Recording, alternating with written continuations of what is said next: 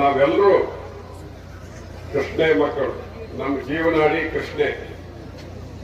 ಕೃಷ್ಣೆಗೆ ಅನ್ಯಾಯ ಆದ್ರೆ ಉತ್ತರ ಕರ್ನಾಟಕ ಭಿಕ್ಷುಕರ ನಾಡು ಆಗ್ತಿದೆ ಅಂತೇಳಿ ನಾವು ಸ್ಪಷ್ಟವಾಗಿ ಹೇಳಲಿಕ್ಕೆ ಬಯಸ್ತೇವೆ. ಯಾಕಂದ್ರೆ ನಮಗೆ ಕೃಷ್ಣ ವಾಟರ್ ಡಿಸ್ಪ್ಯೂಟ್ ಟ್ರಿಬ್ಯುನಲ್ 1, 2 ಮುಖಾಂತರ ನಮಗೆ ಅಲೋಕೇಶನ್ ಆದಂತ ನೀರು 904 TMC 904.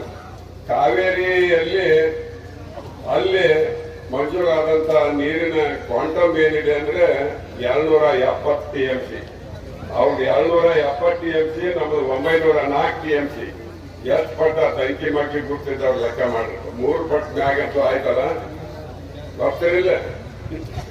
ಇಷ್ಟು ಬೃಹತ್ ನೀರಾವರಿ ಯೋಜನೆ ಬಹುತರ ಭಾರತ ದೇಶದಲ್ಲಿ ಯಾವ್ದಾದ್ರಿದೆ ಅಂದ್ರೆ ಇದು ಕೃಷ್ಣಾ ಮೇಲ್ದಂಡೆ ಯೋಜನೆ, ಬೃಹತ್ ನೀರಾವರಿ ಯೋಜನೆ ಅಂತ ಹೇಳಿಕೆ ನಾನು ಬಯಸ್ತಾ ಇದ್ದೇನೆ. ಮುಗಿದಿದೆ, 2ನೇ ಹಂತ ಮುಗಿದಿದೆ, ಈಗ ಉಳಿದದ್ದು 3ನೇ ಹಂತ ಅನ್ನುವಂತ ಮಾತನ್ನ ಹೇಳಿಕೆ ಬರ್ತಾ ಇದ್ದೇನೆ. ಇವತ್ತು ನಾವು ಕೃಷ್ಣಾ ಮೇಲ್ದಂಡೆ ಯೋಜನೆ ಬಗ್ಗೆ ಬಹಳಷ್ಟು ಮಾತನಾಡ್ತೇವೆ. ಆದ್ರೆ ನಮ್ಮ ಕೃಷ್ಣಾ ಮೇಲ್ದಂಡೆ ಯೋಜನೆಗೆ 2 ಕೃಷ್ಣಾ ವಾಟರ್ ಡಿಸ್ಪ್ಯೂಟ್ ಟ್ರಿಬ್ಯುನಲ್ ಅವರು ನಂಬರ್ 1, ನಂಬರ್ 2 ಇಬ್ರು ಅವಾರ್ಡ್ ಮಾಡಿದ್ದಾರೆ. 2 ಸಮಿತಿಗಳು. ನಮಗೆ ಎಷ್ಟಂದ್ರೆ ಮೊದಲು 173 TMC ಕೊಟ್ಟಿದ್ದಾರೆ ನಮಗೆ, ಈಗ 130 TMC ಕೊಟ್ಟಾರ. 173 TMC 1, 2ನೇ ಹಂತನಾಗ ಮುಗೀತೆ. ಈಗ 130 TMC 3ನೇ ಹಂತಕ್ಕೆ ಇವತ್ತು ನಮಗೆ ಅಲೋಕೇಶನ್ ಆಗಿದೆ. ಈ 3ನೇ ಹಂತ ಪೂರ್ತಿ ಆದ್ರೆ 130 TMC ನೀರನ್ನು ಬಳಕೆ ಮಾಡಿ 7 ಜಿಲ್ಲೆಗಳು ಕಲಬುರಗಿ, ಯಾದಗಿರಿ, ರಾಯಚೂರು, ಕೊಪ್ಪಳ, ವಿಜಯಪುರ, ಬಾಗಲಕೋಟೆ, ಗದಗ ಹೀಗೆ 7 ಜಿಲ್ಲೆಯ ಅಂದಾಜು 15 ಲಕ್ಷ ಎಕರೆ ನೀರಾವರಿ ಆಗುವಂತ ಬೃಹತ್ ಯೋಜನೆ.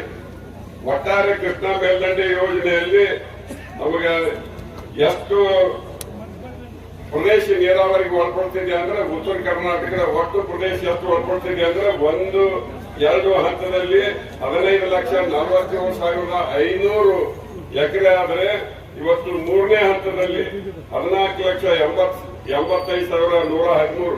ಒಟ್ಟಾರೆ ಕೃಷ್ಣಾ ಮೇಲ್ದಂಡೆ ಯೋಜನೆ ಉತ್ತರ ಕರ್ನಾಟಕದ ಕೃಷ್ಣ ಜನತೆಯ ಪರವಾಗಿರುವಂತಹ ಈ ಯೋಜನೆ ಪೂರ್ತಿ ಆದಾಗ 30,32,613 ಎಕರೆ ನೀರಾವರಿ ಆಗ್ತದೆ. ಆದ್ರೂ ಕೂಡ ಇದು ಕುಂಟ್ಕೋತ ಇರುತ್ತದೆ. ಅನೇಕರು ಬಂದಿದ್ದಾರೆ. ನಾನು ಆ ಪಕ್ಷ ಈ ಪಕ್ಷ ಅಂತೇಳಿ ನಾನು ಯಾವಾಗಲೂ ಪಕ್ಷಾತೀತ ಮನುಷ್ಯ, ಜಾತ್ಯಾತೀತ ಮನುಷ್ಯ.